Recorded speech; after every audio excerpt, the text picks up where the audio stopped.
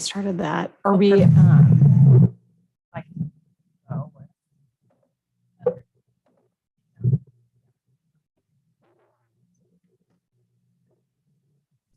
oh, All right.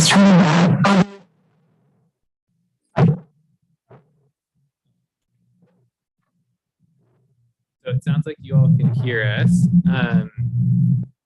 there's some pretty. There's a lot of chatter.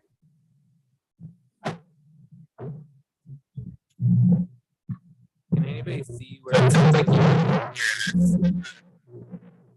There's some pretty. There's a lot of chatter.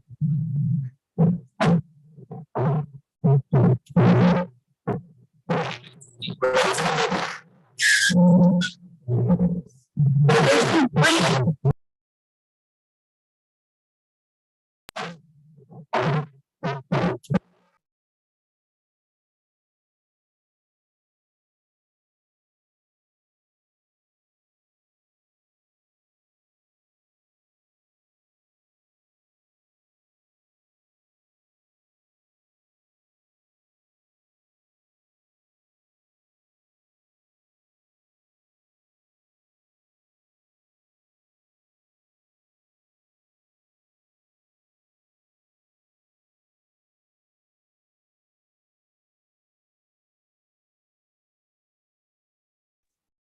All right. Okay, we'll try that again.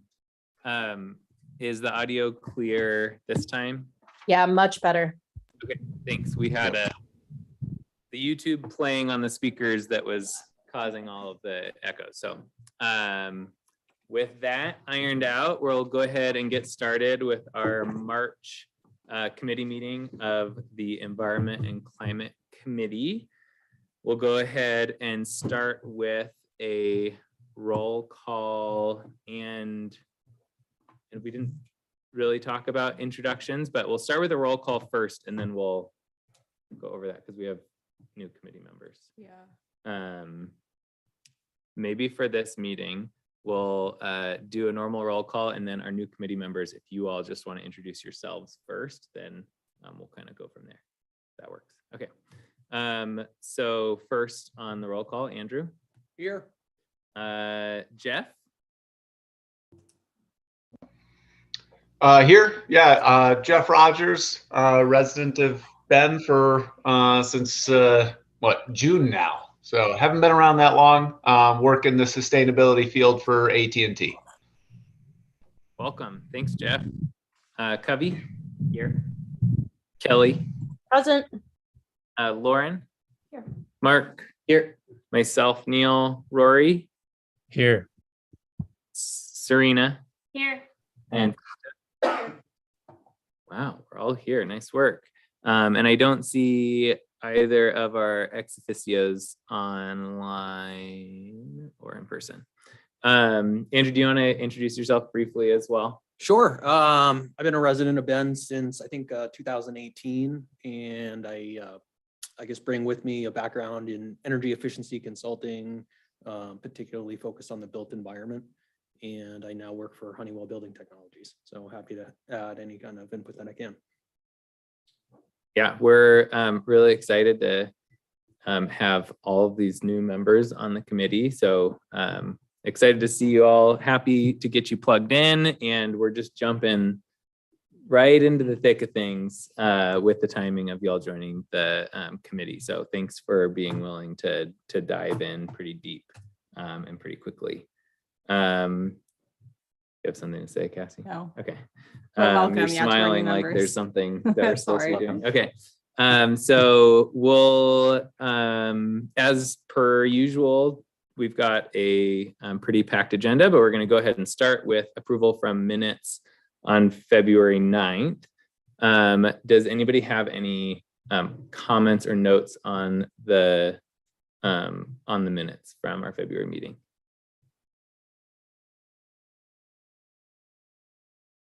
Okay, not seeing any.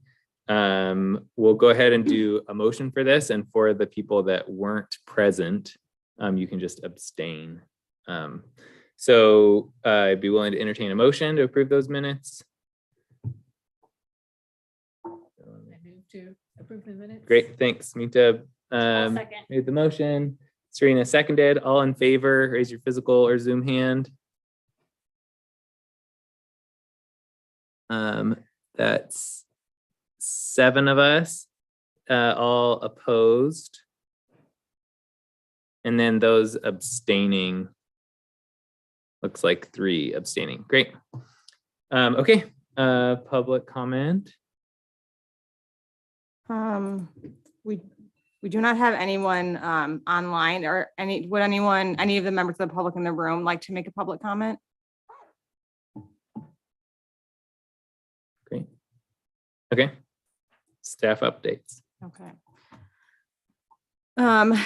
Just a couple of quick updates. One is that since Kersey resigned from the committee last month, we will be recruiting. We're technically down a committee member right now. We're still up from where we were. So we have 10 committee members, but we have expanded to 11.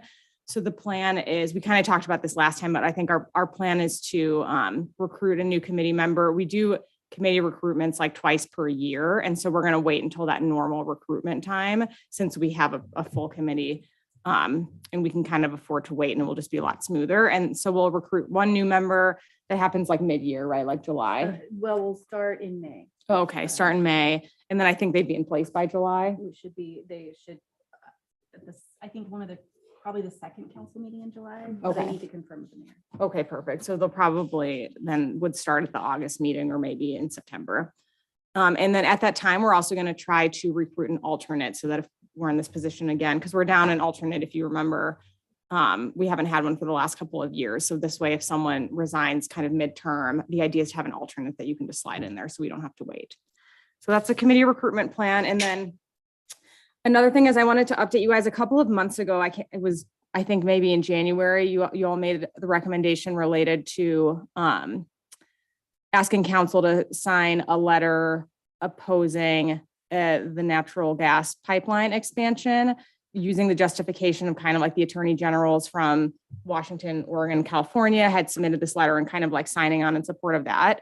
We did bring that recommendation to council and they did agree with it. They ultimately decided not to move forward with actually taking any action. And it was because it generated a lot of community discussion and they just felt like they didn't necessarily have the capacity or the information to like comfortably move forward.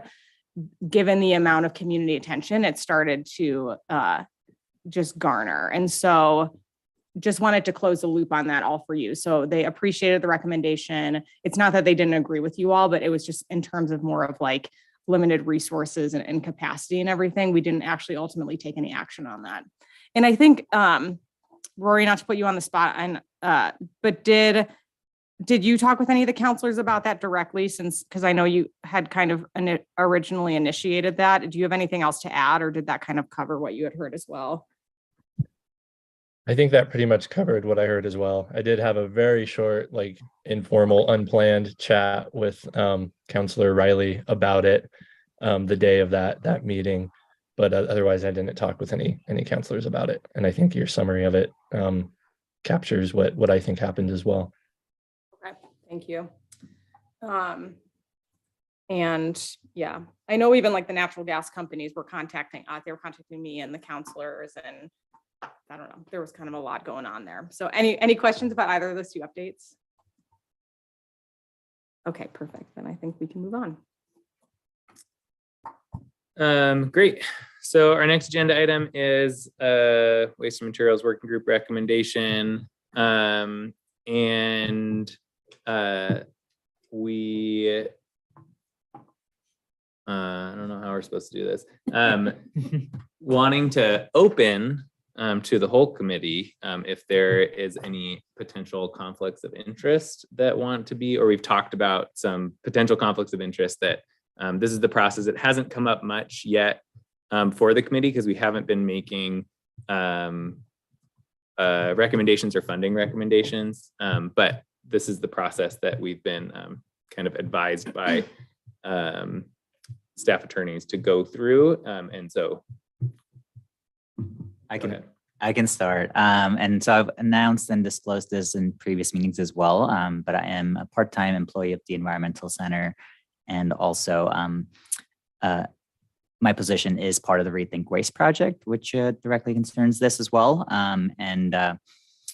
I had been on the Waste and Materials Working Group, but I had recused myself from discussions and decision-making as part of that as well. So I would like to recuse myself from this discussion and decision-making process. Thanks, Kevin. Yeah. And similarly, I also work for the Environmental Center, who would be the recipient of this funding.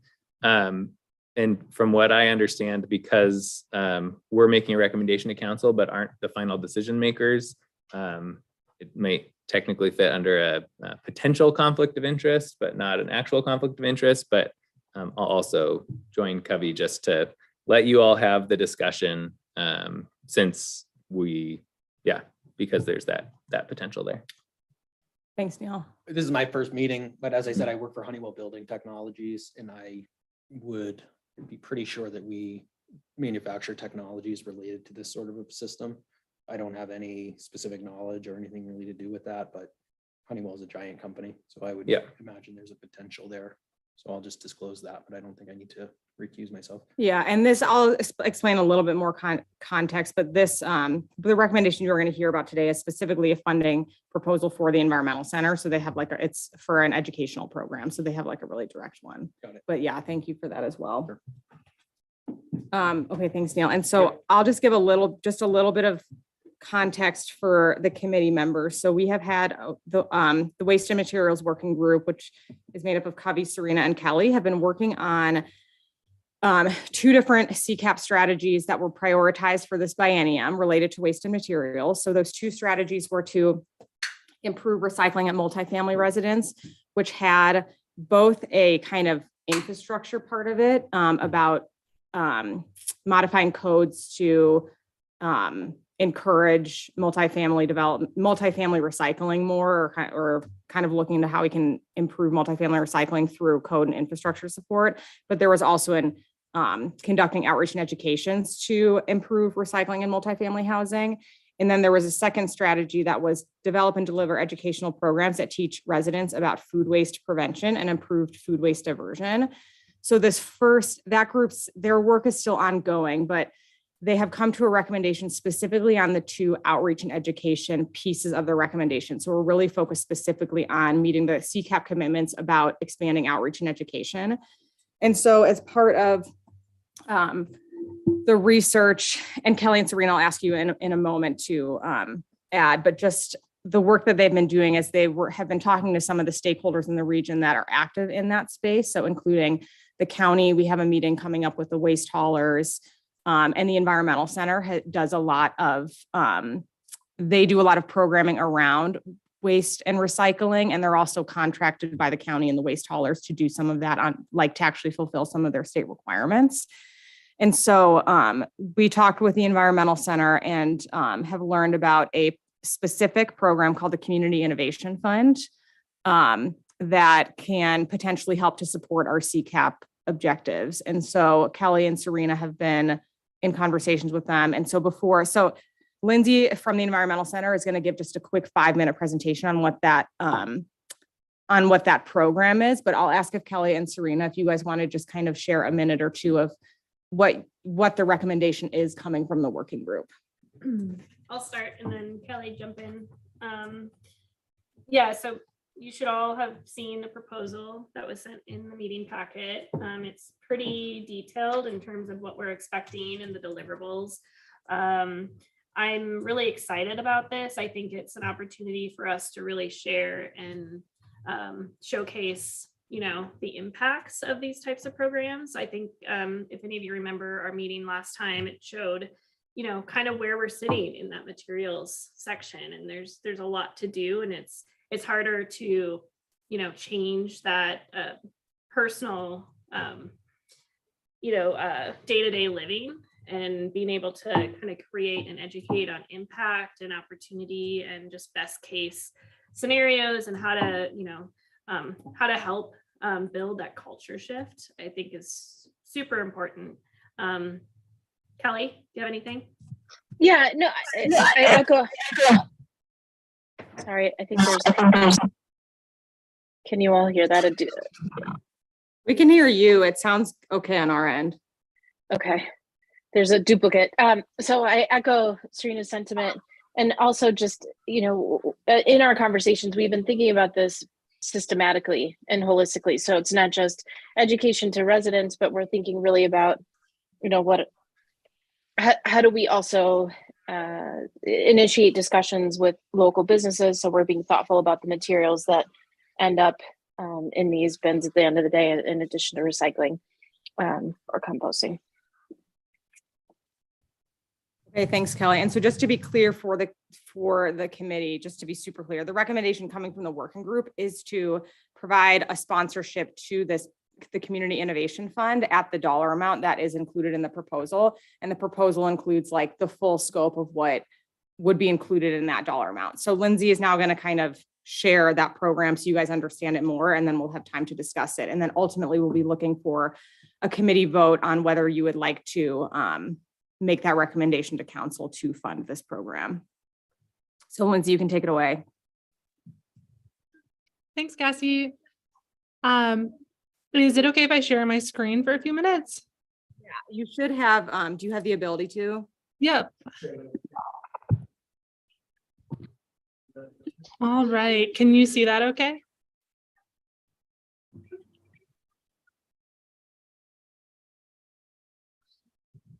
Okay, is that sharing okay? Yeah. Okay, great, thanks. Thanks for having me today. My name is Lindsay Hardy. I'm the program director of the Energy and Waste programs at the Environmental Center. And I'm going to share a little bit of information today about our Community Innovation Fund. And I was going to get started just giving you a little bit of an overview of what the CIF is and how we got to where we are today and what this new iteration is.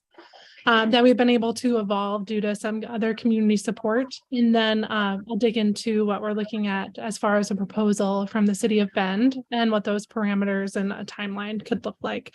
And this should only take 5 minutes, but by all means, this presentation is for you to get your questions answered. So if you want to stop me along the way, please do stop in, ask questions. I also have a kid homesick today, and I cannot get him to be quiet in the background. So I apologize if there's extra noise going on here.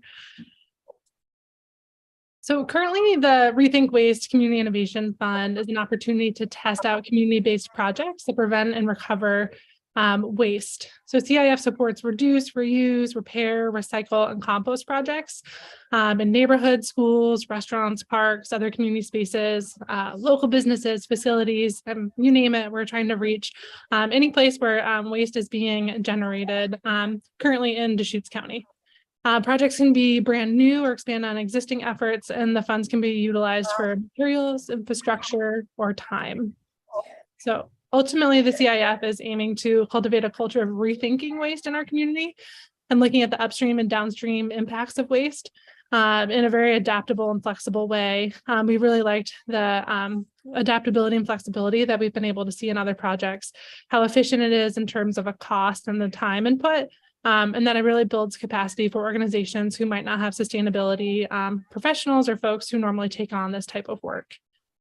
And what we've seen so far is that all of these projects have a long-term impact of waste prevention beyond just the 1-year term of the program. And it really gets the project going by providing some seed funding and helping folks get over some hurdles. In parallel to these projects, we've also been working on pilot projects based out of the Rethink Waste program to learn and test strategies and really build great relationships along the way. And so as a quick example, last year, we did a plastic film pilot with Deschutes Brewery, Bend Distillery, Sun River, Worthy, Crux, and diverted 9,500 pounds of plastic film so far. And that's just the beginning. We've helped create an standard operating procedure, and they're working with Oregon-wide breweries to share this model across the state. So I think now we're at a point where we really want to try to bring these two efforts together where we're able to provide the support and also more of the technical assistance side that we do on the pilot project piece. So in the course of a year, we get all sorts of requests for technical guidance, low waste support, infrastructure and or capacity assistance related to waste prevention and recovery from schools, homes, tourism, industry, other businesses, And these requests go far beyond the scope of the Rethink Waste outreach campaign that we currently have in our limited funding and capacity of the CIF. As they generally require additional staff time for research and coordination among partners and additional funding for materials or infrastructure, community members, stipends, etc. So these are all just a couple examples of requests that we've gotten over the last year and the types of things that we're hoping to be able to solve with the Community Innovation Fund. So this next generation is really trying to fill the gap that we've seen in some of the support that we've been able to offer and the needs in the community. And so the program that we're looking at now responds to requests throughout the year so that we can respond to them as they come up. We're hosting several info sessions to get new folks in the door and help provide application support. We're translating materials and we're supporting various different types of application reporting formats so that it's not like a rigid grant structure and is more accessible and inviting for other folks in the community to apply for and be part of. And we now have a project review team with a broad perspective focusing on DEI. We have previous award recipients, county, solid waste, tourism, local businesses, educators, youth, community members. And now we're able to award more projects with more funding, up to $5,000 per project, as well as offer more technical assistance.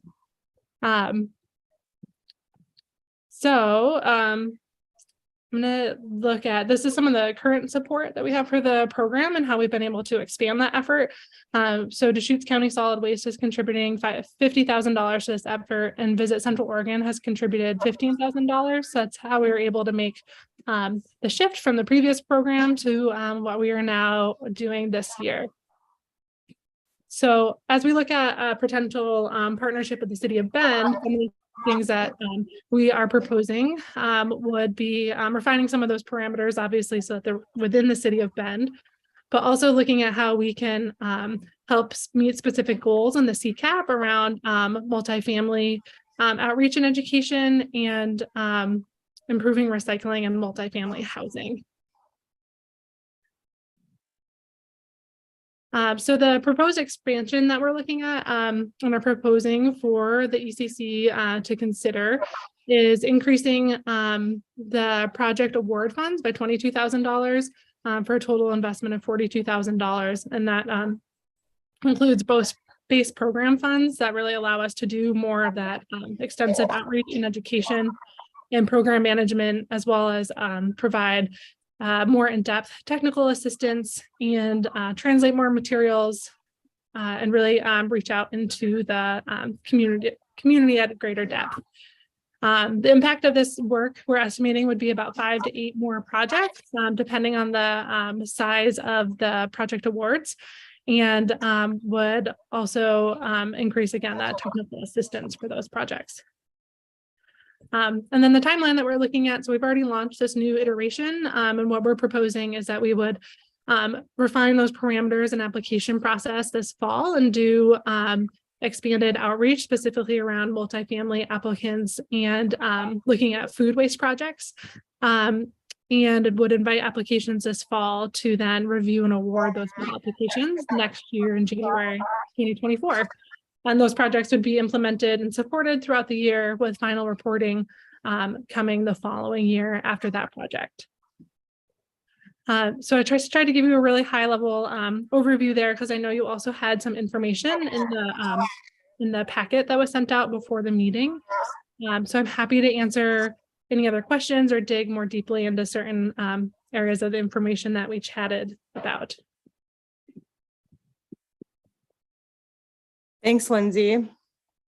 So before we get into the discussion with the committee about like deciding whether to move forward, does anyone have any questions for Lindsay about the program specifically? I have a couple questions. They're not necessarily related to the program in specific, but if there's just more information as to, what's the contribution of multifamily housing to the waste footprint within Bend, and then within that, how impactful is food waste on that as well? So I don't have that exact data off the top of my head. What we do have, which I can try to pull up, is we have those two CCAP strategies that says we will improve recycling at multifamily residences and that we will improve food waste diversion. So as part of that decision-making process, when we included those strategies in the CCAP, we have like a greenhouse gas emissions reduction contribution of each of those two things. So that's kind of where I think the justification for focusing in on these two waste streams comes from. There are other parts of the CCAP that focus on other waste streams like construction and demolition waste, plus a lot of strategies that look at waste prevention and consumption prevention in general. But this program was specifically targeted for those two CCAP strategies. Great. Okay. And then I guess one question, Lindsay, to you would be regarding the like when you start thinking about these projects and these outreaches, how much of a focus is on contamination versus diversion? Because I know within my experience, contamination has been the bigger issue than actually getting people to participate in programs. Yeah, Jeff, that's actually a really good question and a big deal, especially from what we've seen. We did a multifamily housing pilot a few years ago, and contamination is a really huge issue, especially in those settings, because they don't have the proper infrastructure to actually have enough receptacles to even include recycling, and they're not well designed. So the contamination in multifamily especially is huge.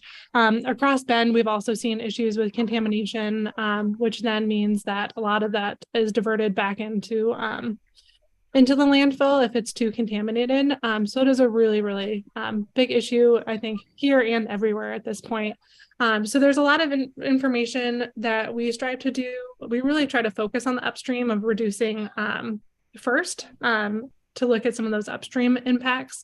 And then we do a lot of education and promotion around this idea of not being a wishful recycler and trying to get the right information out for folks to recycle correctly.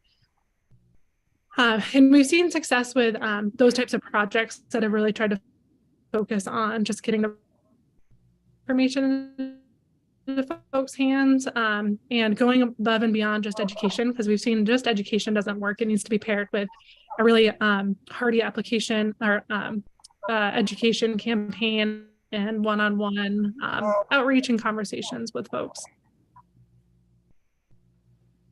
Great, thank you. Questions. Will City of Bend staff be involved in the development of the application for these projects, just to make sure that the CCAP priorities are, written into the application? Can you hear that, Lindsay? Yeah. The goal would be, and with the other funders, they are part of the application review team, and they are involved in looking over the application materials before those go out to give input.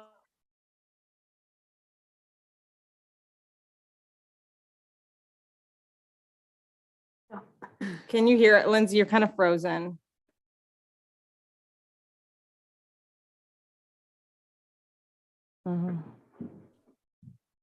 Okay, well, I do believe the answer, as she was saying, is yes, that we have, can you hear us now, Lindsay? Yes. You're kind of breaking up, maybe. I don't know if turning off your camera would help or something. Hey, you can carry on. We just heard the first sentence or two of your response. Yeah, so yes, that is one of the parameters. Somebody would join the review team if you wanted to take that seat. But also for development of application materials, somebody from City of Bend will be involved. Yeah, it sounds like she said reviewing like the application materials and then also the seat on the application review team. So Okay. both sides. Sounds good. And my other question was, it looks like projects will need to get completed within 6 to 9 months. In your experience, is that doable for these kinds of projects? Well, it's been an interesting couple of years. I think a lot of the projects have had hurdles due to COVID changing some of their original projects a little bit. And so we have extended the timeline for folks to complete those projects if the situation arises. The goal would be to give folks a year from when they're awarded their funds to complete the project, and then have everything reported back by December of 2025. So folks getting awarded applications later in 2024 would have that full year to use the funds and then report out on them. Okay, thank you. That sounds good. Has there been any feedback from the existing projects on longevity? Like, are they existing past when they were implemented? What's sort of happening? And are there goals for funding in the future and or, you know, having them last past the existing period? Yeah, what we've seen so far, and can you hear me okay now, or should I try to call in? Oh, we can hear. Okay. Oh,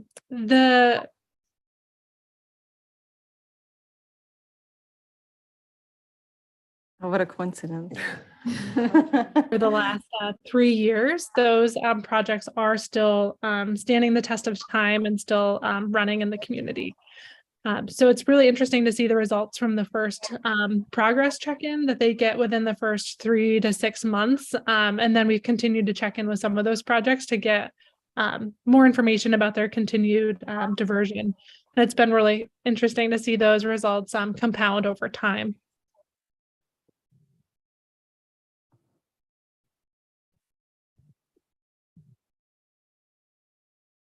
Thank you. Any other questions for Lindsay? I have a question maybe for you, Cassie, in terms of where exactly the funds are coming from, and are there any specific opportunity costs or budget? Because we haven't really engaged in this type of funding recommendation in the past. Yeah, no, that is a good question. I was going to raise it. We do have budget to cover this. We have budget for the 21-23 biennium, if you recall. We have more than sufficient budget between now and June 30th to cover this. And then after that, it's a new budget year with a whole new set of prioritization to make. So at this point, we don't have a lot of other competing needs for the budget between now and June 30th, and that budget will go away on June 30th.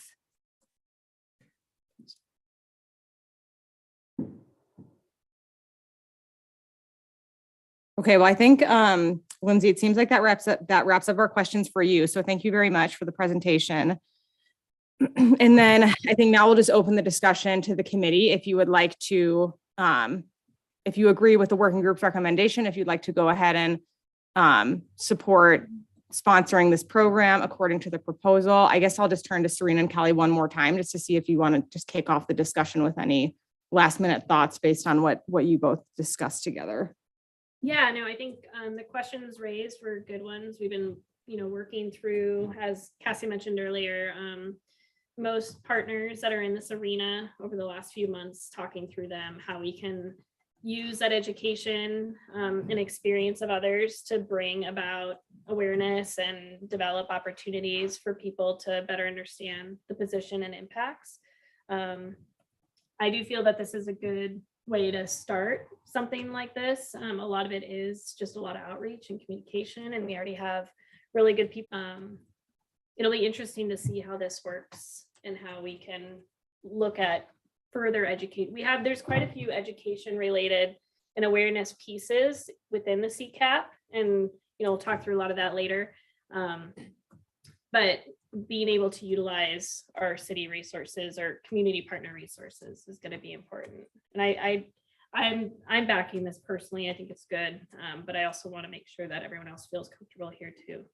So, I guess the question I have with coming into this relatively recently is, does this go toward developing a strategy that becomes more widely adopted within the community? In other words, is the environmental center trying 5 or 6 or 8 ways to increase recycling participation? And then the idea is that is going to be codified, I guess, into city policy or code, or in some way supported structurally by the city?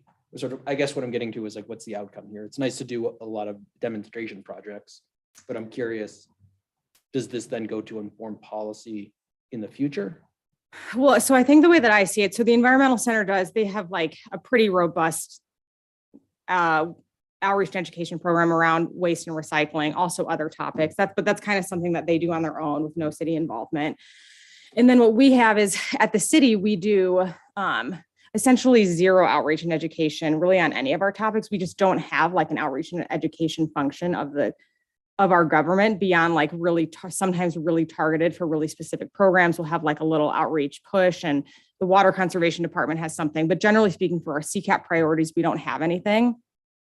But with the adoption of the CCAP, we have a bunch of strategies that says the city will do outreach and education. And so that's been kind of an open question that we've been needing to grapple with ever since we started implementing the CCAP, is like, if the city is going to start doing outreach and education, what does that look like? And the two options we've kind of considered is like the city can either increase capacity to community organizations that are already doing that and skilled at that and staffed up to do that type of thing. Or kind of the alternative is that the city could try to start doing some of that in-house. And both of those have, as you can imagine, just really different implications for the city's involvement. And so this is the first outreach and education strategy that we have actually attempted to implement. And so we haven't talked about like, what does this mean for the other outreach and education strategies? So the way that I see it is kind of like, this is the first time that we're tackling one of those outreach and education strategies. You could think of it as a potential pilot approach to how we may approach the rest of them. And we have not yet talked about we didn't talk about it in the big picture before we just kind of like, we're looking at this individual one, if that makes sense. Okay. I think there's going to be a lot of lessons learned from this and opportunities and ways we'll go about it next time, just like any, smaller project that you work through. And generally speaking, I guess we shouldn't say we haven't talked about it at all in the working group and even kind of in a full committee, as well as just like individual conversations. Like the general inclination was that it would be a better idea to support community organizations rather than try to like build that capacity in-house. I agree with that. So that has been discussed, but that was never made that wasn't an official decision that was made. It's kind of just been a theme of the conversations that I think has led to finding a particular program that's a good fit, and then kind of deploying this for this first time and seeing how it goes. In addition to, one of the talking points we've had is that the qualitative and quantitative data that will be collected through this process and development will be helpful as we face increasing infrastructure challenges, both at the landfill as well as through the haulers. And so this will help us design and support improved education as well as infrastructure and policies potentially along the way.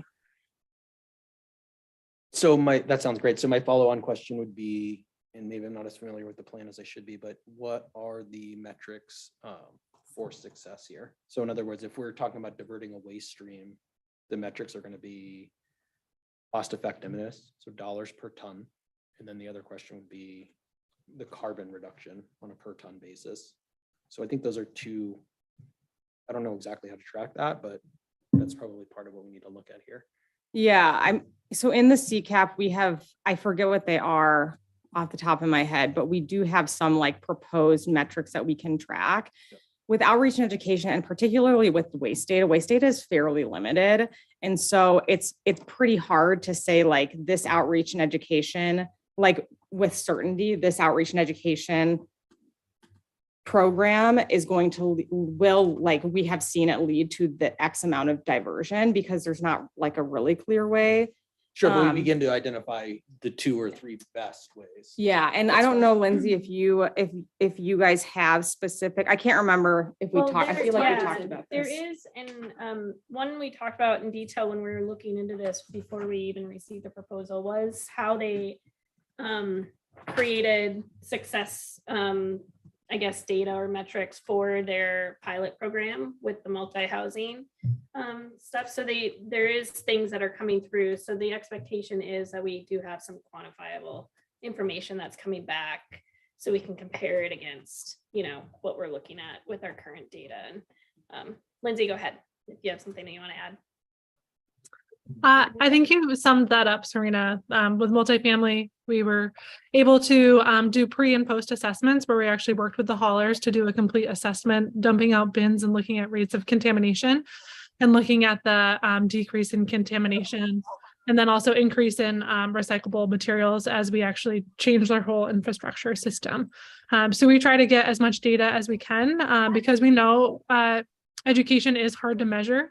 And there isn't a lot of waste data. And so we try to get data wherever we can, usually by doing audits of actually going through waste and recycling bins to ensure that the education and changes are actually working. I think part of it will be developing those metrics like as we go based on what data is available. Final question would be, as part of the process, is there any plan to recapture anything of value out of that waste stream, like grease, aluminum? As part of the climate action plan? No, this like the waste diversion plan. Well, again, so this is a education program where people are allowed to propose their own community projects. Okay. So it'll vary. So there may be some that do that type of thing. Kind of at a larger scale, there are other elements of the CCAP that get to some of those things. Okay, great. And just to reiterate, part of that is just giving ownership to the community, letting them kind of bring ideas and again, that kind of culture shift and change in the day-to-day that people are seeing. And they have that kind of bandwidth and compassion to lead that charge and with the help of the environmental center, excuse me.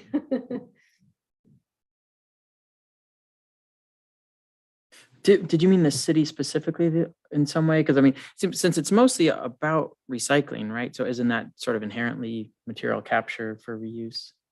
Is there something material capture, but not necessarily conversion to cash? Oh, you're trying to generate revenue. You're talking about, okay. Just a thought.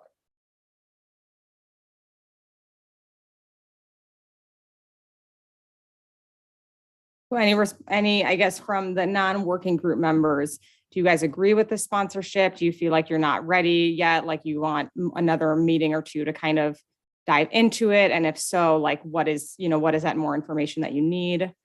Just trying to gauge where people are at. I trust the subcommittee. Rory? Yeah, thanks. So the question about funding was sort of already asked, I believe, by Jeff.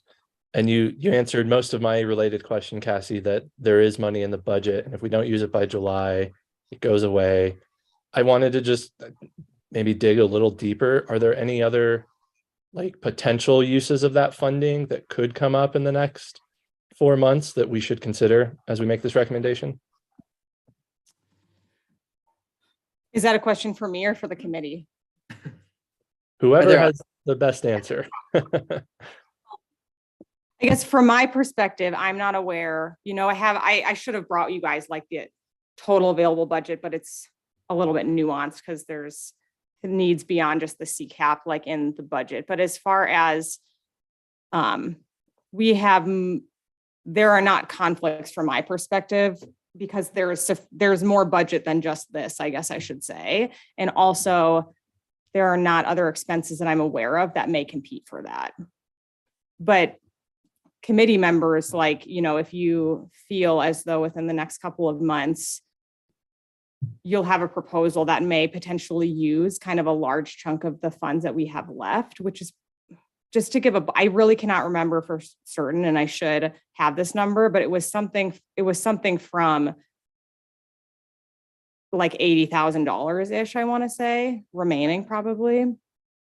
So if there's something else, but that money has to be spent by June 30th too. So to go through like a council process and everything, unless those ideas are like, I'm not aware of other committee ideas that we have to currently be allocating those funds towards instead. And we're just getting a little short on time to develop those. Yeah. Is it that sounds reasonable. And Rory, not to cut you off, but on that same topic, was the inventory, is that something that was already contracted and and paid and all that. Yeah. And any updates to the CCAP, those aren't things that would potentially involve contracting in that time frame. Well, those are next biennium. Yeah. Yeah. So, What about home energy score? Does that come out of that budget or something else? Like education around? Well, again, a lot of the, so we have some home energy score expenses coming up. There are a few. We're gonna support like an assessor training program. And then that's really the only financial impact. So that is also in the budget and we're good on that. Anything that were to come associated with like the low income assistance program, for example, that all starts next biennium. So that's all part of next biennium's budget. So the assessor training is the only thing I really am anticipating for home energy score. how much was the inventory? I'm sorry, I know I missed that meeting. What was that? Like the contract cost. Yeah. just sort of I think reference. like $25,000. I think.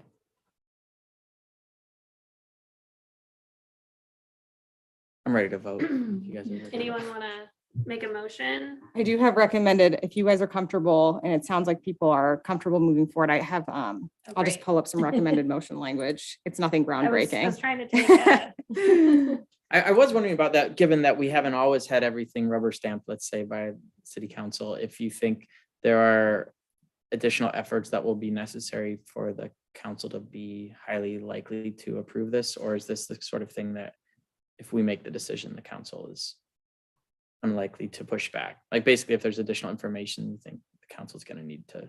Well, I think so. The next step will be that we will have to bring this to the council. And so we'll kind of do it similarly where I've asked Lindsay or her staff people to come and do kind of a similar presentation. I'll be there and a member of the working group. And I'm not entirely, it'll just be up to the council whether or not they feel comfortable, but I don't have any indications why they wouldn't be. And it's not in the scheme of things, it's not a crazy dollar amount. And we do have budget for it. So I think if it was going to pull from a budget somewhere else, then that might be different. But if we have its budget allocated to the CCAP as part of what they allocated during the council goals, I don't really see a reason why they'd be uncomfortable, but you never know. So anyway, if I guess we'll entertain a motion, then I have some proposed motion language on the screen. I guess I'm happy to make a motion as worded on Cassie's screen. Okay. You want me to read it out for the record? Okay. I move to recommend that the city sponsors the Community Innovation Fund at $41,965 according to the scope included in the TEC proposal. And then do we have a second? I'll second. And then any discussion? Okay, all in favor, raise your hand, and then on Zoom, raise your Zoom hand. You have that? Any opposed? And then we have just the two abstaining members. Okay. Well, thanks, everyone. And we'll report back. So I think we're going to take that to council. It might be before our next committee meeting, or it might be right after. So we'll be able to share an update with you. Okay. Why don't we, since we have our sandwiches here, I think we should grab sandwiches, and then the next agenda item is going to start with me presenting out. So I think it might be a good idea for the sake of time if everyone just takes like 2 to 3 minutes to grab a sandwich, and then you'll be able to eat while I'm doing most of the talking. Yeah. Does that sound good? Sounds good. Okay. Lunchtime. Okay. So online members will just be like just a 2 to 3 minute break. Thank you.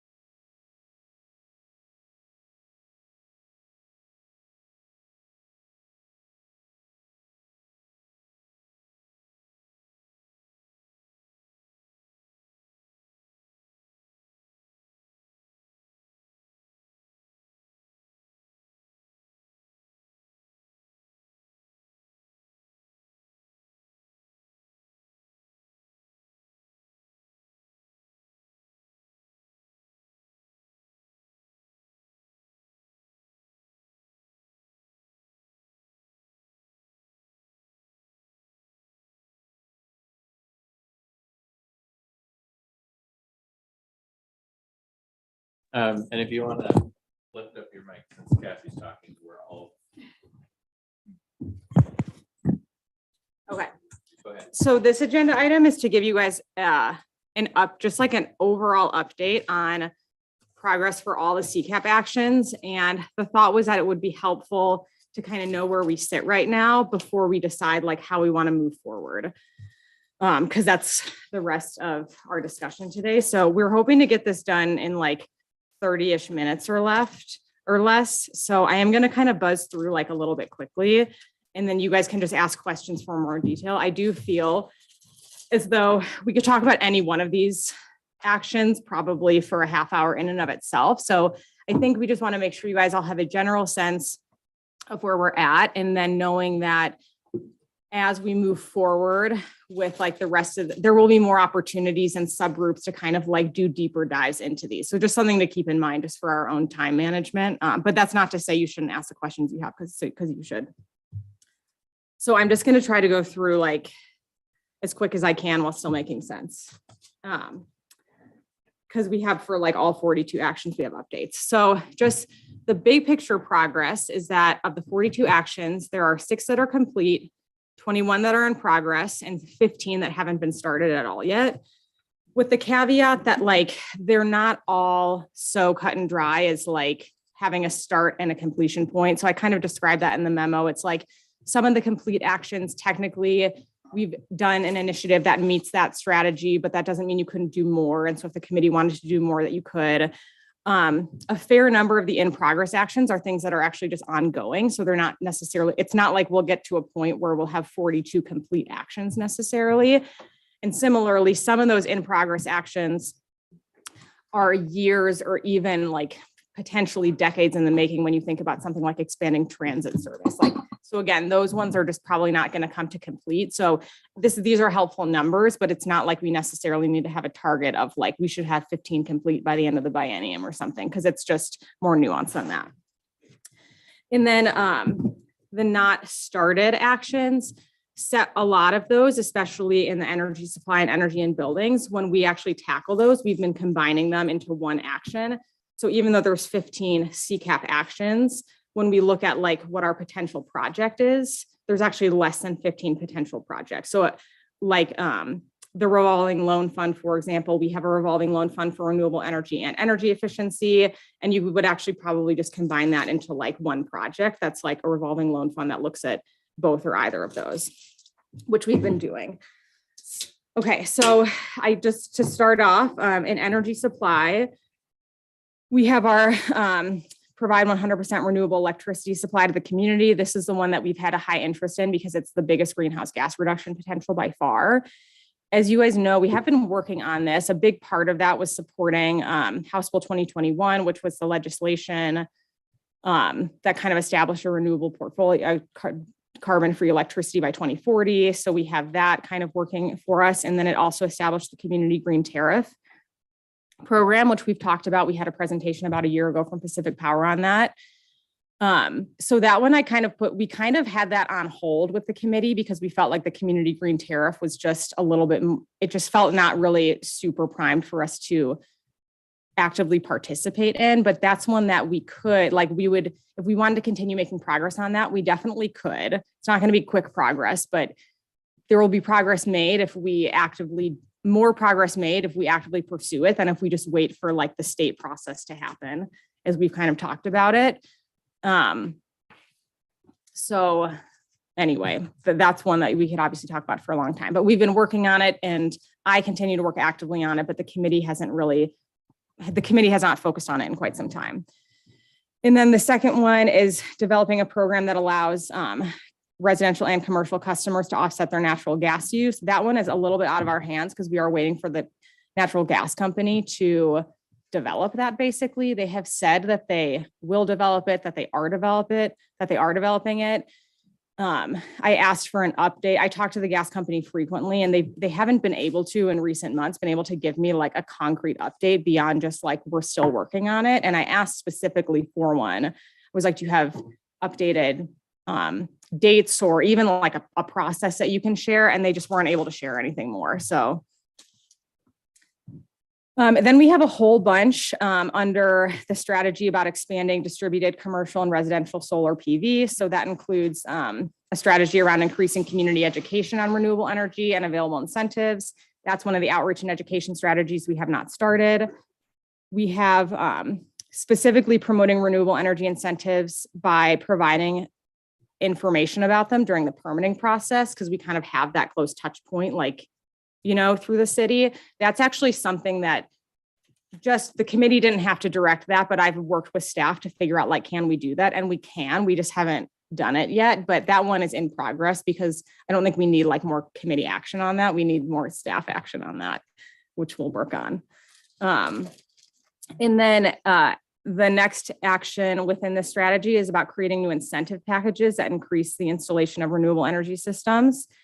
I called that one kind of in progress and ongoing because we technically, if you guys recall, we had the presentation about the MUPT incentive program, which is a multi-unit property tax exemption program. And as part of that, we included criteria that incentivizes both renewable energy systems and building to an energy efficient standard. So that's kind of one way that we have are fulfilling that strategy.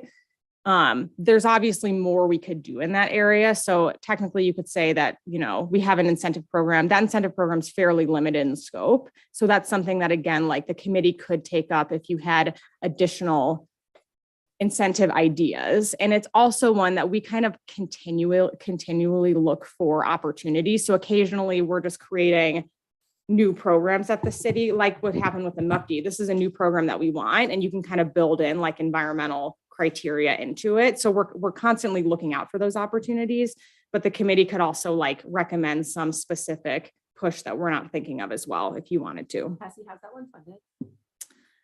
Well, MUPT is, I'm like not the best person to explain it, but it's a tax exemption program. So basically, if you qualify for the program, you get to like abate your taxes for 10 years. So it funds, the savings come from that. Just multifamily. Yeah. And just to confirm, that was only in a certain area, right? Or is that? I can't remember. Ian, do you remember if that was just in the core area or if it ended up being like citywide? I think that's citywide, but I can look and I'll tell you if I'm wrong. It's specifically the program is mainly to encourage like dense multi-unit development. And then we layered on top of that, like you can qualify for the exemption if you have built to an energy efficient standard. But then it is just like revenue that is pushed off for us. So we didn't have to like front that revenue. It's just revenue kind of lost or postponed. And one more point of clarification, just to confirm, they had to meet certain amounts of kind of the criteria to qualify for that. And yeah. Some of them were sustainability, efficiency related, but not all of them were. Is that correct? Correct. Okay. So on the MUPT eligibility, it's not sure if I'm gonna say it wrong. But yeah, there are some geographic eligibility factors and there are some zoning eligibility. Oh, okay. It's not literally everywhere in the city, but it's fairly expansive. Thank you. The next action was about creating revolving loan funds to finance renewable energy projects. That was another one that we did start. We had a working group start working on that. And they discussed some good ideas, but ultimately it was kind of put on hold for a little while just because there wasn't a really clear, obvious, like good project fit.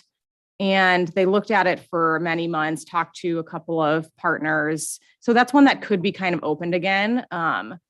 But it was discussed, but then no action really taken.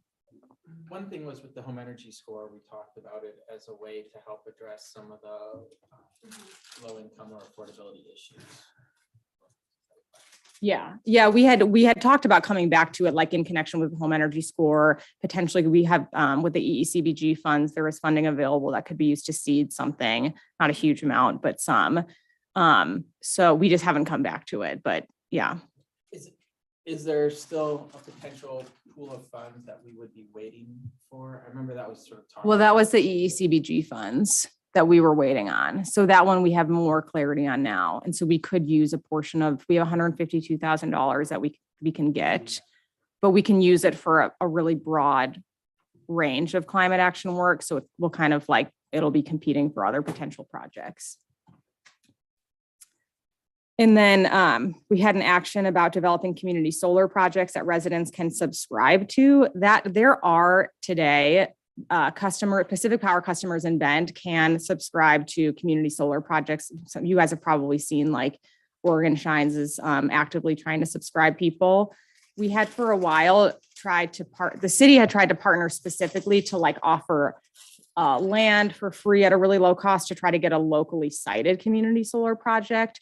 Those efforts ultimately no project ended up being feasible. So we've the city's not currently involved in those discussions. That doesn't mean that private solar companies aren't working on that. There's just nothing that I'm currently aware of, but I marked it as complete because it's like the option exists for people locally. Again, it's something where like you could always, potentially there could be more done, but nothing identified that like the city needs to do as a next step. Can I just do a quick shout out on that? There is a green drinks today that the Environmental Center is having with Oregon Shines at Hum Kombucha from 5 to 7. So if anyone wants to learn more, which I do want to, you can come to that event. Okay. Thank you. Okay, so these actions are still within this expand commercial and residential solar PV. This is like one of our biggest ones. The next action was pilot microgrid and battery storage projects. So we do have like at our Juniper Ridge Public Works facility, we are actively exploring potentially adding battery storage to that facility. So that's kind of one way that the city's proactively working on that. That's another one that kind of as opportunities arise in city facilities, we'll continue working on. Other entities in the community may also be pursuing some of these things. Bend Parks and Rec, one of their most recent parks is like not even connected to the grid. So they have solar plus battery storage at Alpenglow Park. So we're not super actively tracking like what the different entities are doing, but we have the one potential city project. We'll continue looking at it. And that's kind of where that one sits right now. I was just going to say there's a lot of money available right now through the Inflation Reduction Act, and happy to add some expertise to that as we kind of get further into it because I've got a number of projects that I'm developing. Cool. Yeah, thanks. That would be great. It'd be nice to talk about that with respect to the public works facility because I know that it's still under design, but the battery storage component is looking like a little bit hard to make work. Yeah. So anyway. Yeah, I mean, like a 30% tax credit back to the city that could be then used. Cool. Thank you. So there is an action around supporting and expanding workforce development programs in renewable energy trades. That is one that we have really not tackled at all. We had a couple of discussions when the CCAP was under development, just to kind of like think about what that might look like. But those conversations are years old, and we have not. That's definitely an area that would need to be initiated again. And then I believe the last one in this strategy was to create a commercial property assessed clean energy program, which is complete. The county adopted that program. They're the ones enabling that, and that is active and able to be used right now. So that was a good lift on the counties. Okay, and then next we have in energy supply. The next strategy was about building a biodigester at the wastewater treatment facility. I know the new committee members wouldn't have heard this, but we did, if you recall, we had a presentation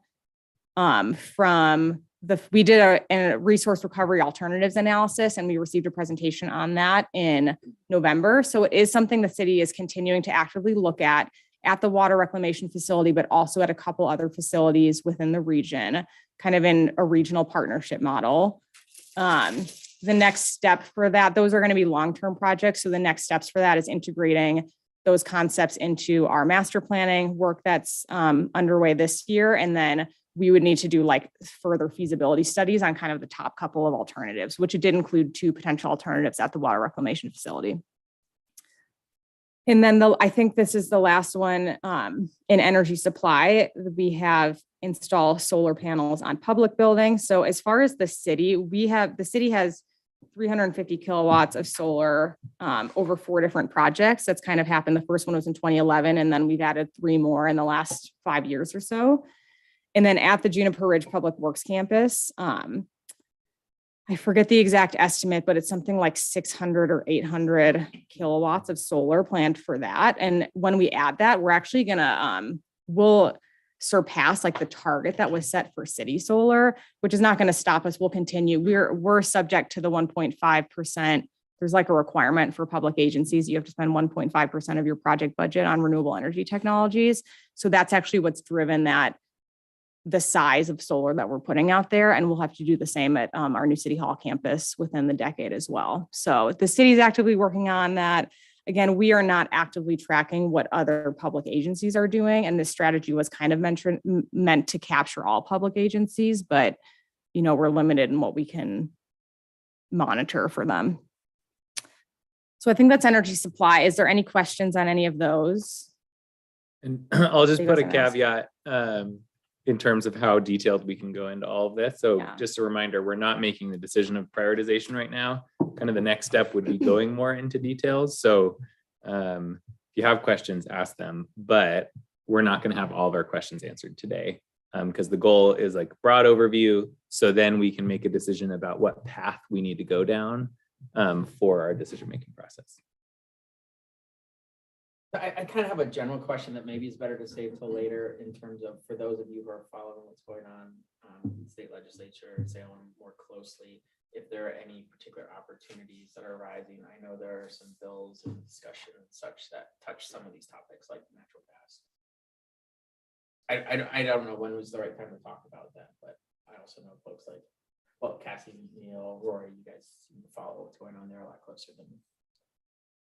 Yeah, and that might be like a slightly bigger conversation than I think we have time to get into right now. Okay. I'm just gonna. I guess because it would be kind of speaking towards if progress is going to be happening at the state level anyways on any of these things. Yeah. That might be a later conversation. Yeah. Definitely. And I think the short answer is that for this legislative session, it's still the bills that are being introduced have not fully been introduced yet. So we're still kind of early to know, I think, what direction will actually result from this session. Yeah. But there's definitely, things going on. Okay, so then for the energy in buildings, we have support policies that increase the energy efficiency of buildings. So this is the one that the language in the CCAP is about participating in code update processes and voting for advancing energy efficiency codes. We have kind of bundled like legislative action in general within this strategy as well. So as far as the code update processes, like our code officials who participate in those know that they're supposed to take this stance of supporting energy efficiency. And then we have been very actively supporting legislation that supports decarbonizing buildings, both renewable energy and energy efficient buildings, both in codes and other ways. We've been pretty actively pursuing those for the last couple of, certainly last biennium and then this current one as well. And then the next action within this one is another develop and delivering outreach and education campaigns to promote net zero ready building standards or just energy efficiency in buildings broadly, I think. That is one that has not been started. And then the next strategy is improve uptake of voluntary energy efficiency projects in buildings. So this one is kind of like, it's that catch-all one, kind of like the solar one, where we're just trying to expand solar. We're just trying to expand voluntary energy efficiency investment. A lot of these mirror the renewable energy ones. So I'm going to kind of skip over those because they're the same and we would tackle them similarly. So community education on energy efficiency has not been started. Promoting energy efficiency incentives through the permitting process, same as the other one. Creating new incentives and programs to expand energy efficiency projects. That's the same as that's covered in the MUPD, but there could be more done. Creating revolving loan funds, we've discussed. Supporting workforce development programs, we've discussed, has not really been started. And then the last one in there was exploring options for demand response programs.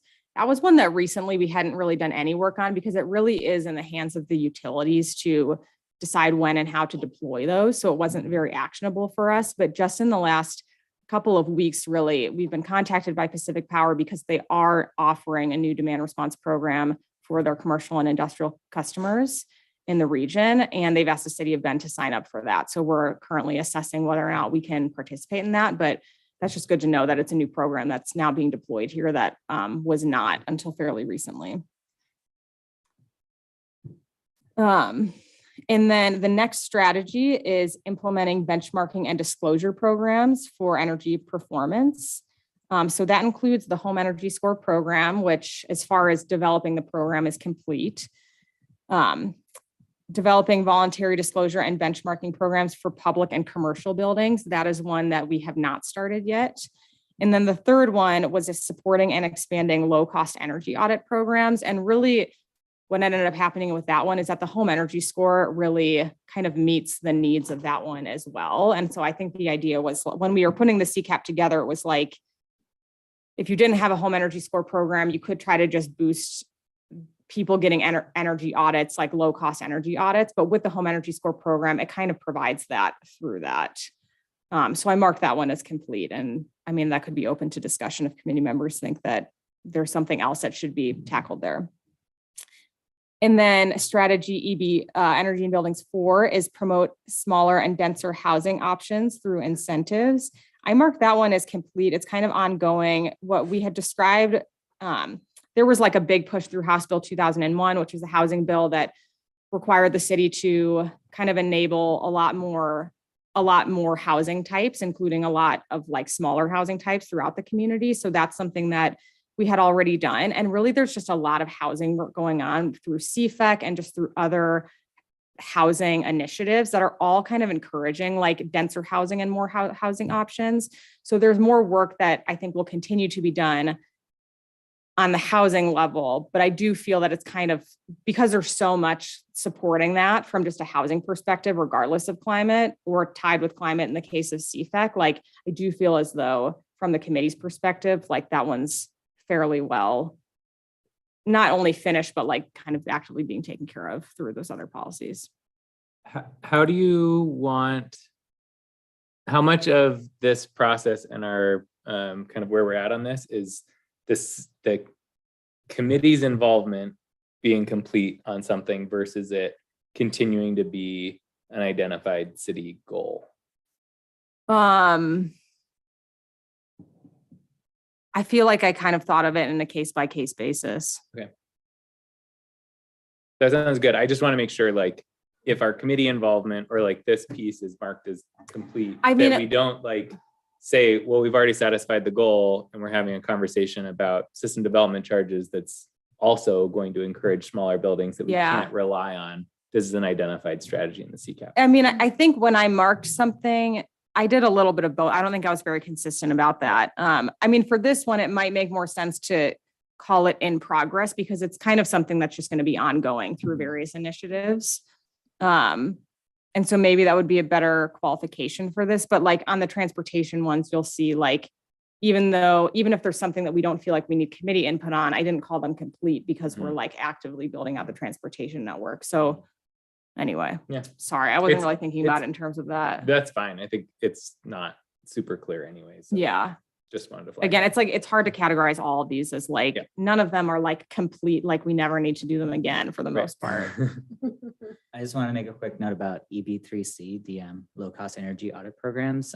I was part of the Home Energy Score working group, and I think it would just require a little bit further look to see if that satisfies the same level of comprehensive kind of audit, because it doesn't include, the Home Energy Score isn't as comprehensive, I guess, as what I envision an audit to be. So just want to flag that for whichever group looks at that. Okay, thank you. Okay, now we're into transportation and waste and materials. Transportation first. So the first one is supporting the transition to electric vehicles with an EV readiness plan. The planning is complete. We do have a lot of work to do as far as implementation. But as far as the plan, that's done. You all were a part of that over the last year. Strategy 2 is increasing bike and pedestrian trips, which is in progress. So the actions in there kind of call out implementing the transportation system plan, which has a lot of bicycle and pedestrian projects. So that's something that's kind of being implemented through just our normal capital improvement plan and also through the deployment of the general obligation bond. And then we have a couple of projects underway to continue looking at additional funding sources for transportation, which they're going to support a lot of different transportation goals, but the current council has a big focus on multimodal transportation. So any revenue generation that we can get for transportation will ultimately support our bike ped priorities as well. Action teeth. So the next strategy was about increasing transit ridership. Cascades East Transit is a partner agency that they're the ones that run the transit agency. So the city supports some funding to them, but we don't actually actively run transit. The first strategy was creating a mobility hub program. That one is in progress. They recently completed a mobility hub feasibility study, and we're actually working on developing the first kind of pilot mobility hub. And the city is involved in that because I think the city owns the land that pilot project is slated to be on, which is like at Troy Field. So just right over there. And then the next two is creating high capacity transit corridors and just expanding transit service in general, consistent. When we were putting the CCAP together, they were in the process of creating the regional transit master plan. So we just kind of called that out, like, let's support the expansion of transit, but it's that plan that really calls out the specific tactics of how to do that. So again, CET is actively implementing those. I didn't get really super specific updates on those two pieces because I think they're really multifaceted. But that's in the works and definitely something we can dig into more if we want to kind of understand what their progress and barriers are. And then the last one was coordinate with the school district to encourage use of public transit for getting to schools. That is one that has not been started. It's one that's like always been a little bit awkward because it involves two agencies, neither of which are the city, coordinating together. So that's one that could be discussed further if the committee was interested in looking at that further. And then the next strategy was promoting ride sharing. That was one that had not been started. So that was about encouraging like carpooling, van pooling, other types of modes. And then the last one was converting city and other public agency fleets to electric vehicles and alternative fuels. So for the city in the last year did purchase our first 2 electric vehicles. Well, we have 2 in use right now, and we have purchased an additional 5 that we're just waiting to be delivered. And our fleet manager told me that he expects a full conversion of city vehicle, like the smaller city vehicles within 10 years. So that's all for transportation. Any quick transportation topics or questions, I mean? Okay. And then waste and materials. So the first one is improving recycling at multifamily residences. So you guys took a step advancing that today as far as the outreach and education part. The part about expanding infrastructure and kind of codes around multifamily recycling infrastructure is there are new requirements as a result of the Recycling Modernization Act, which was a law passed in the 2021 legislative session that will require the city to have requirements for multifamily. So that's in rulemaking right now. So the city will be deploying more around multifamily residences as part of those requirements. Also, the working group is going to continue convening to look to see, like, beyond just the Community Innovation Fund, what are other things that we can be working on. So I'd say that one's just very actively underway. The next one was to develop a recycling and waste reduction program targeting tourists. That one has not been started. The third was investigating. This was just about investing in facility and infrastructure upgrades to meet the long-term needs of the solid waste system. So kind of like a general blanket, like make sure we have the right waste infrastructure. The city primarily relies on the county and the waste haulers. They're the ones who manage all that infrastructure, and the city is involved in various ways, but they are very actively working on that. A big part of that is citing a new solid waste management facility, which is the new landfill, but also will be a facility that does a lot. It's going to be a lot more than a landfill. It's going to be a pretty comprehensive solid waste management facility in the county.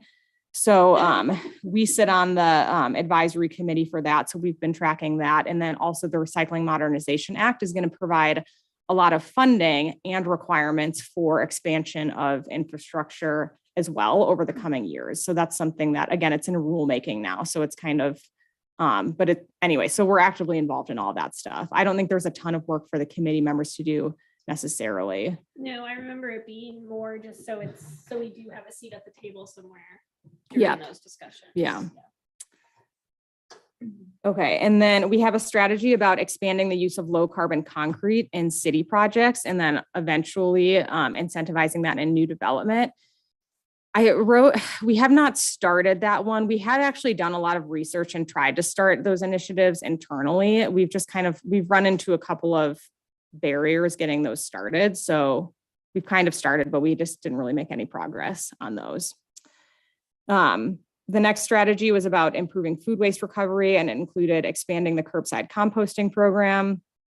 Early on, like shortly after the CCAP was passed, the waste haulers did expand the compost program. It used to only accept vegetative food waste, and they expanded it to accept all food waste. So that was kind of a big win. So we marked that one as complete. Of course, there's more we could do in terms of like trying to increase participation or diversion and that type of thing. Sorry, quick note on that, and that still doesn't include multifamily as well. So just keep that in mind. That's true. Yeah, so there's definitely more that could be done. And then That's voluntary, right? yeah. And then the next action was developing and delivering educational programs that encourage residents to compost food waste. So that's part of what the current working group is working on. The recommendation you made today is kind of our first step at achieving that one. And then strategy 4 was about improving construction and demolition waste recovery. That one has not been started. So the committee could initiate action on that. The county and the waste haulers are also interested in that. So it's possible that they'll initiate their own program. It could kind of happen like they might initiate it, or the city could say like, hey, we really want to dig into this, and we would work with them. But nothing really concrete has taken place at this point. And then our last strategy was about developing programs that encourage food waste prevention. So the other action was like food waste diversion, and then this one was separated to be food waste prevention. But they're both kind of like the working group's been working on those kind of in conjunction, thinking that like an outreach and education program can and should address both diversion and prevention at the same time. So we've kind of been seeing that in conjunction with the other one. So that one's also in progress. Oh, there's some more. I forgot I put them out of order. This is the last one. The last one was a strategy about, again, all education and outreach specifically for the waste one. We ended up like pulling a lot apart for the sake of the analysis, but a lot of them in practical terms some of these initiatives would be easily tied together. But there was a strategy about outreach and education specifically for reducing consumption. So that's kind of that upstream, like that huge, it's almost doubles our carbon footprint is the amount of goods and services that we consume. So kind of like, how can we do outreach and education around the impact of that and reducing the impact of that? So we had just kind of a outreach campaign component, and then also in implementing training programs for specific industries. So that was like, for restaurants, can we have a training program that teaches servers and kitchen staff about like food waste prevention tips, that sort of thing. And so neither of those, those have not really been started, except that to the extent that just the general food like waste prevention is could be folded into the Community Innovation Fund proposal and what the working group's working on now. So that's everything. I know that was a lot of information. But it's good, honestly, like I do feel like when I like look back and think about like how much progress we've made, like we really only started implementing the CCAP less than 2 years ago. Well, I was thinking that too, when you put that first slide up about what we finished and what we have to do. We also, started this committee, like, and figured out how to funnel the work and the time and the discussion points and really develop the committee as a whole while doing that. That was like not an official goal in the CCAP, but that was kind of an attached goal of the CCAP. Yeah. And it delayed on this was getting the committee. Getting a committee that would be able to do this. So. Yeah, and it delayed like our actual implementation was getting that, because that was kind of the first step. So I have here, these are like it's about 12 actions that I think represent what is remaining, like as far as this group wanting to continue pushing forward with the existing CCAP. These are the 12 actions or 11 actions maybe, that are remaining, including the ones that we had started but kind of put on hold. And then very quickly, I hope this link works. I wanted to just show you, because we've talked recently about how there's a need, for us to be doing better tracking and reporting. So we are currently building out kind of like a digital CCAP report. So this is kind of what this is very much like under development, but this is kind of what it's starting to look like. We're using story maps, which is like an ArcGIS tool, and it's going to have, there's like an overview section and then a section for each of the 4 sectors. And what we have in here is a bunch of our data linked through, we have like these Power BI reports. So they show the different data that we have. So the overview ones is like total greenhouse gas emissions, per capita greenhouse gas emissions, and then just like this kind of project status report.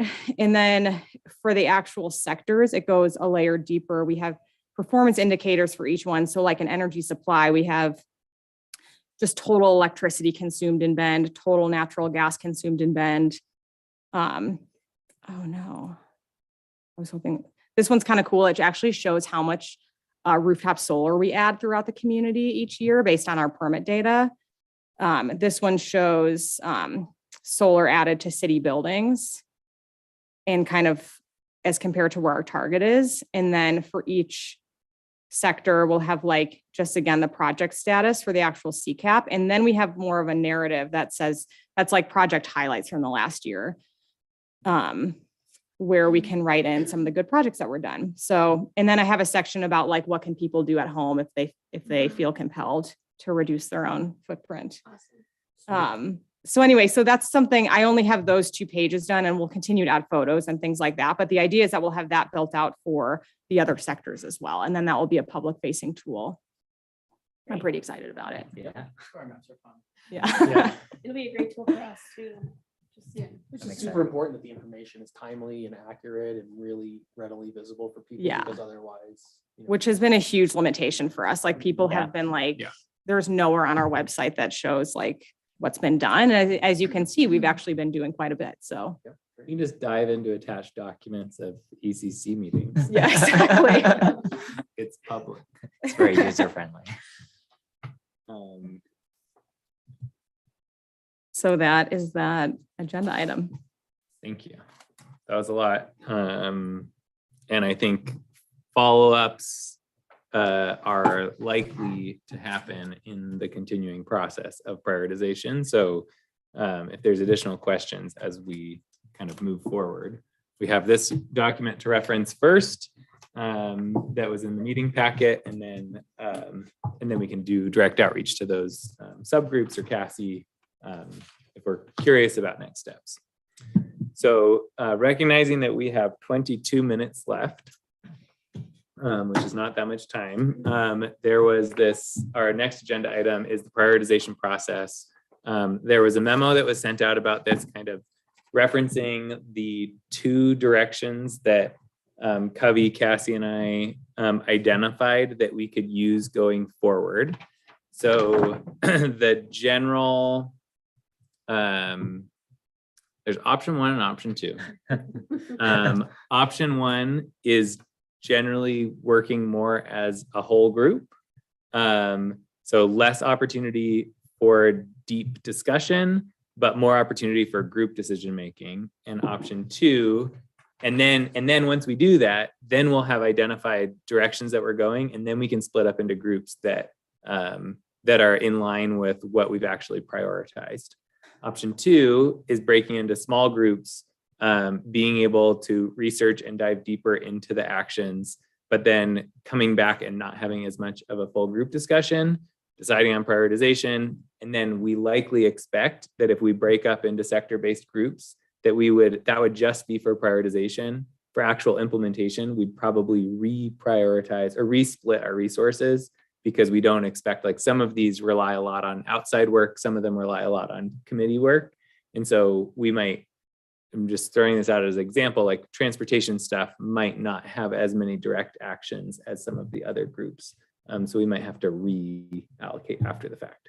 And one thing to add is I think, so option one is kind of more, we were seeing it as more of like a structured option where in the next, either in the April or May meeting, we would come together like we did 2 years ago, and we would do an exercise that would result in like 5 actions where it's like, this is what the ECC is going to move forward with. That's how we did it last time, but we had took a lot of time before that to do research. And then that would be our list that we would more or less move forward with. I mean, it can always be flexible, but it would be like these 5 things, anything not on this list, we're technically not going to look into. And which means we were thinking of doing that quickly. So it would rely on each individual committee member, like before the next meeting, like going through the remaining actions and kind of doing your own self-assessment on what you think those prioritizations should be. We do like a sticky dot exercise that I outlined in the memo. And then it would basically be like the sum of that sticky dot exercise is what would determine our priorities. Whereas option 2, it's not only do you break up into groups to do more, it's also more, it's less structured because the idea was not that we would break up into groups and then come back in like 3 months with recommendations from the group. The idea was more that we would break up into sector groups, those sector-based groups, those groups would have an opportunity to just like talk about all the remaining actions in their sector more deeply, start doing a little bit of research into each, and which would allow them to get a better feel for like, what are we actually ready to move on versus what we're not, and have some more of that like deliberation together. And then as a natural result of that, the groups would start moving forward with some of those initiatives. And at a certain point, there would have to be a little bit of like reorganizing because some of the groups have a ton of actions, some of the sectors have few actions, but it would be a little bit less structured and more kind of as needed. So like if the waste and materials group spends, like 6 months just really in fact-finding mode before they're ready to move something forward, then they'd be free to do that. Or if in 3 months from now, they felt like they did all their fact-finding, they're like, we want to move forward with this one, we would come back to the whole group and be like, okay, waste and materials is developing a project-based group to advance this initiative. Does anyone else want to join? So that option 2 is like just a little bit, it's less structured, but it's like more flexible, if that makes sense. Where option 1 is more like, let's pick a list together and maintain the structure and go with it. With the downside being that you could pick an action on the sticky dot exercise and then start getting into it and feeling like, oh, actually this one is like, there's these barriers that we didn't have time to identify.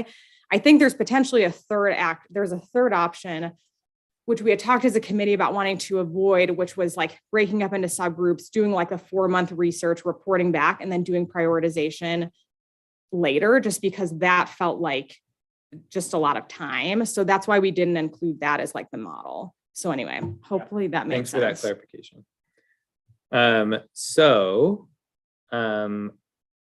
Love to get feedback from the group, particularly from making sure that we at least get feedback from some people that have been on the committee and some people that are new to the committee, on how these 2 options are looking.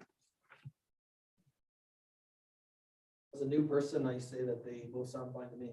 Sometimes there's 2 right answers to something. Great. Didn't we kind of establish some criteria that we wanted to use to apply before? Do you think, I guess that could fit into this, either of these, but we're not really binding ourselves to any kind of criteria process, right?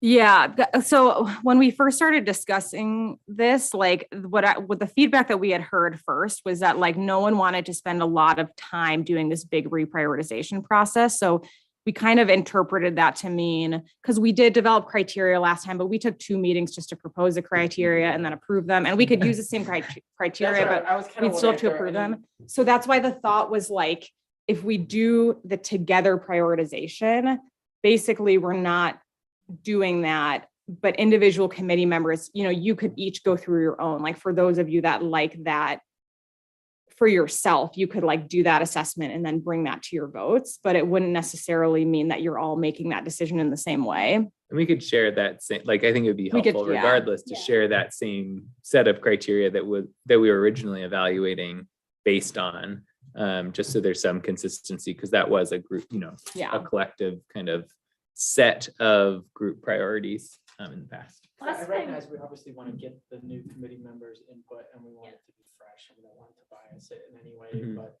if there's some struggling we did before, it might, I assume if I were in your position, I would want to sort of see and hear how we went through our process, anything we learned in the process before. And the additional step that we thought we could do, which I forgot to share, is that we have like the meeting where the working groups reported back to each other, which we could share that meeting so that people could kind of hear that, which would be like one way. Unfortunately, we don't have like a ton of documentation of all the research done. But that could be like one step for kind of sharing that, and we could share the results. The other thing to keep in mind is that last time we were prioritizing 42 actions, or maybe the condensed list was 30 something, but now it's 11 actions. So that also kind of, I think, is something to keep in mind. yeah, we kind of did a combination last time of those, because we did individually assessment because we were all refreshing ourselves on the Mhm. items in itself, and then broke into those groups to initiate what we thought as working groups, what would be. Yeah, and then in the groups, you each did your own individual Yeah. assessment of just your sector, and then they came back with That's the part of why it recommendations. takes such a long time. Even though we did end up, I think that whole process led to that number one under energy as our highest scored action to make as the highest priority. Yeah, and I think that's the benefit, that I think that those are some of the lessons learned from that first list, is like, okay, some of them actually weren't quite as ready to go as we thought. And at the time, just to remind everyone too, we wanted to try to focus on some short-term and some longer-term goals. So we weren't focusing on everything being long-term and we're not showing success, in 2-3 years. It was kind of wanting a balance between sectors, but also time length of getting stuff initiated. And with timeline, like legislation happens in that timeline too, which is crazy. So there are 11 actions and there are 11 of us. We could each take one of them and do a deep dive and then come back and share out.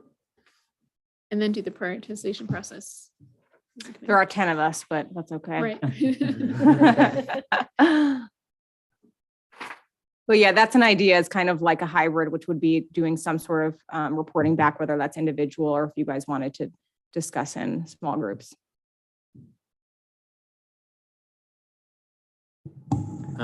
Our members online, I know Jeff had to leave the meeting early, but if Rory or Kelly have any feedback, welcome that. Thanks, Neil. This is Rory. So folks know I'm pretty sick today, so I've been paying attention as well as I can, but I think I'm generally in favor of the first option of breaking into smaller groups first, kind of like how that worked last time, and think we can move a little more efficiently that way. That was Option two. the second option. Oh, sorry. Yep, And- option two. Yep. And I'll just second Rory as well. I think either option would work well, but I do think I'm in favor of option two for a couple of reasons. I just think it gives a little bit more time and space for that smaller group to really do a deeper dive into that subject. And there might be, I know there's like 11 actions that are shown to be, that haven't been started, I guess. But even some of the actions, as Cassie covered through her presentation, even ones that are in progress or have been completed could still benefit from a kind of a deeper look to see if is there more that could be done or that could be prioritized for the next 2 years. I know from our last prioritized process, we did end up spending, I think, 3 full meetings. And then at the end, we did have some criteria that we spent about a meeting or two just coming up with the criteria. And I think in the end, it still ended up being somewhat subjective or fairly subjective, the sticky dot exercise. And I think it's just tough doing a deep dive into a lot of actions in that short amount of time, especially at that time we were just getting started as a committee as well. So I remember that being quite a lot to try and do. So I'm in favor of option 2.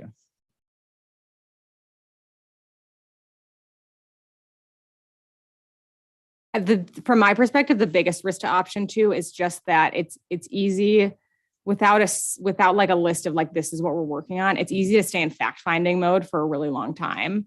So that would just be the only thing to keep in mind. Yeah, maybe part of that option 2 is kind of setting some estimated timetable. I like that. Yeah, and each group could structure them, could figure that out for themselves if you wanted to set your own like kind of interim dates. But I do think because we have way less strategies that also there's a lot less fact finding to do. Yeah. So that might balance that out. When you have 42 actions, it's just like there's so many directions you can go, but we really do have a much more narrow list now. And there's a lot that's been done for us too. Yeah. Which is helpful. Yeah. I'm sure a lot of us are the type of people that work when we have deadlines and don't work when we don't have deadlines. So No way. You know, like that we're going to have our groups done in April or May. So doing option 2, but with a deadline, so you're just limited by how much time you have. I like that. That's a great idea. Yeah. I'll throw in that as both with the caveat of I've been on the committee and I like know a little bit about all of these. Option 2 limits our work to be focused in one area. And there's expertise in this group that bridges different areas. So some of that gets lost a little bit when you break up. Because I'd love to be on all the committees. You can be if you want. Nothing I'm limiting just you kidding. in time. Good. Yeah.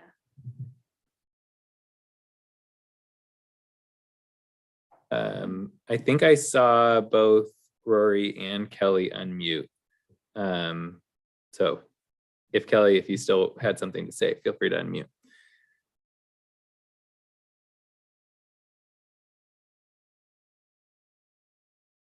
You unmuted Yeah, we again. see you unmuted, but we can't hear you if you're talking. Feel free to interrupt us. Can you hear me now? Yeah, we can hear you now. Okay, sorry about that. I'm in support of option 2 as well. That's all I wanted to contribute. So I'm hearing that option 2, there's, or how do other people feel about, I saw nods, but how do other people feel about a time limited option 2, recognizing that that could be something that could go forever or be super concentrated, but for kind of the goal of trying to keep this moving forward, a time limited. And when we say time limited, we're talking about basically requiring each group to go through a prioritization process in the next couple of months. Is that correct? Yeah. And then is the idea that they would come report back to the group and have the whole, is that the idea? Because that is, just to point out, that is the model that we were trying to avoid. And I'm not saying we have to not, but just if that's where we land, then maybe that is really just the best process.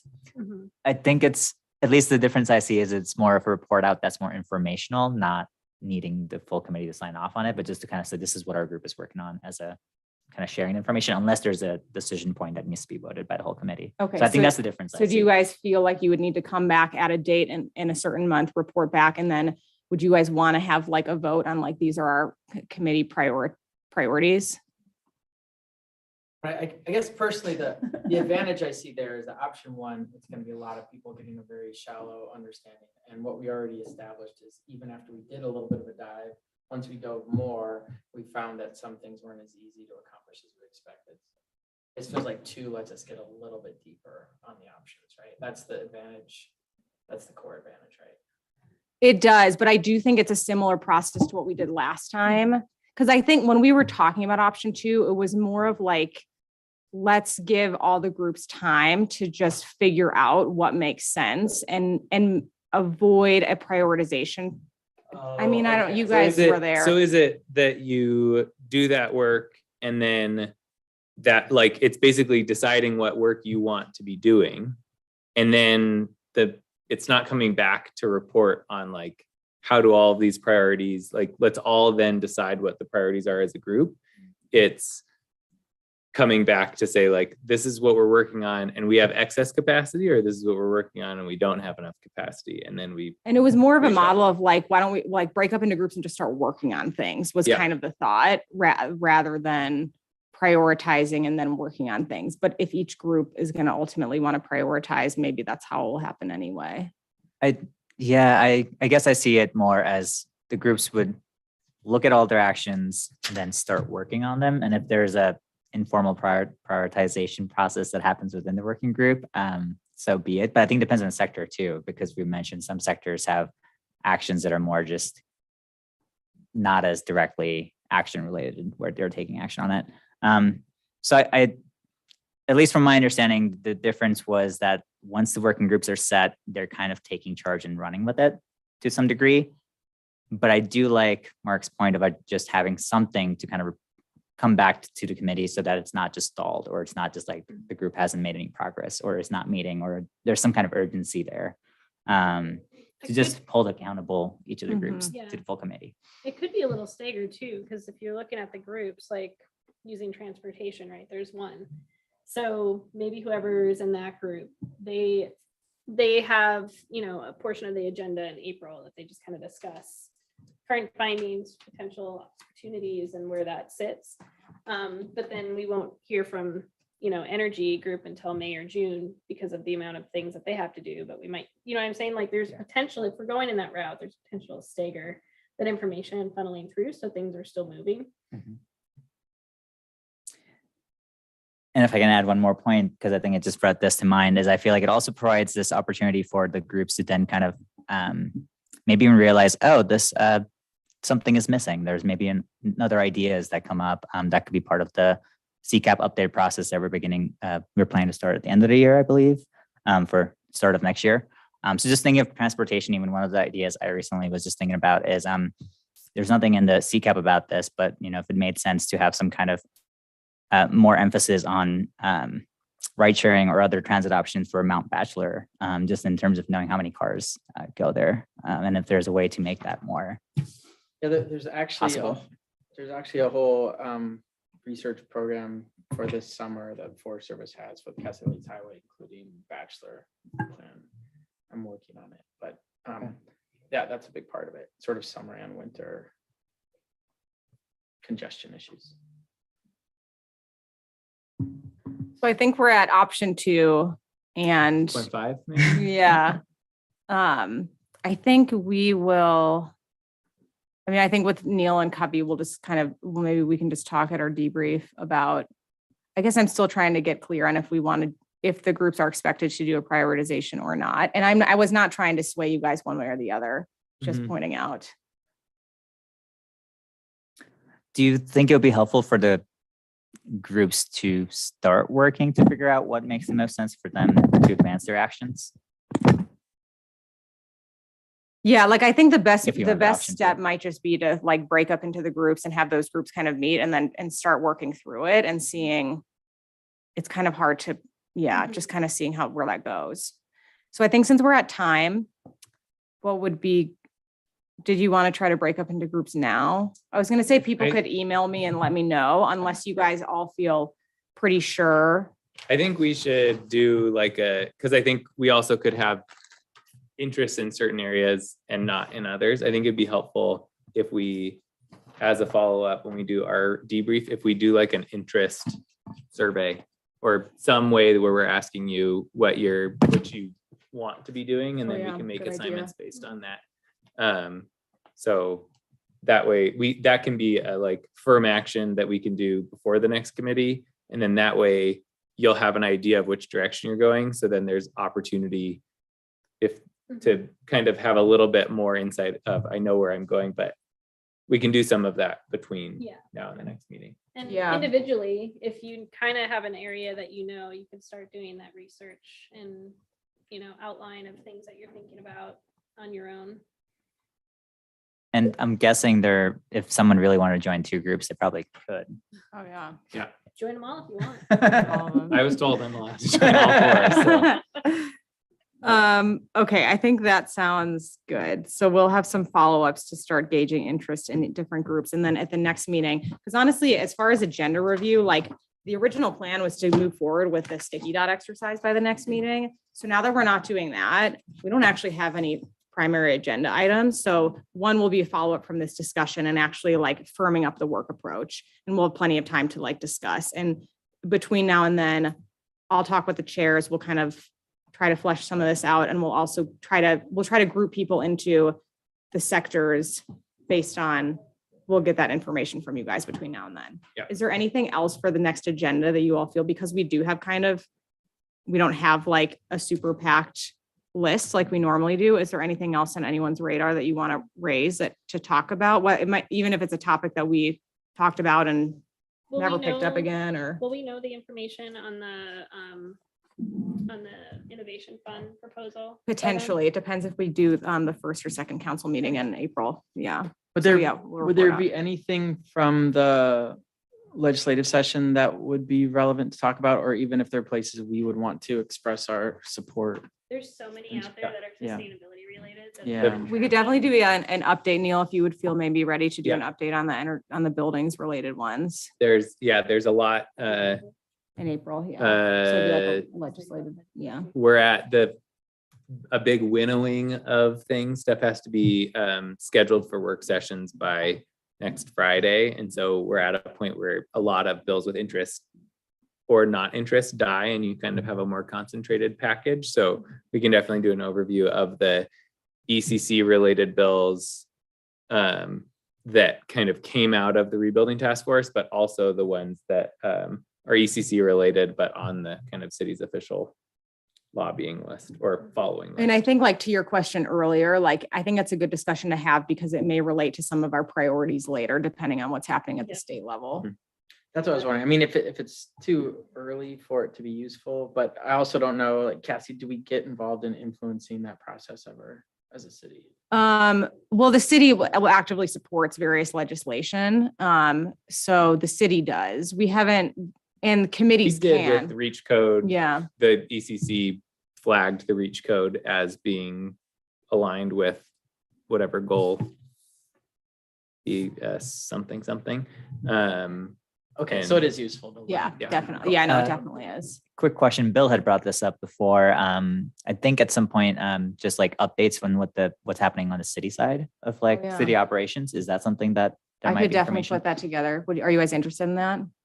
Yeah, I think it's a good conversation personally to have to know. I mean, we know a little bit based on what we just reviewed, but just in general, how the city is leading the way. Yeah, I can do, I'll try to do it kind of like short, so it doesn't take up way too much time. And it's a shorter, simpler plan than the CCAP, but I can give a progress report on the city's climate action plan. That would be awesome. I think in April. Okay, cool. Thanks, Good work, everyone. team. Thanks. Hands up. Meeting adjourned. That's productive. Yay.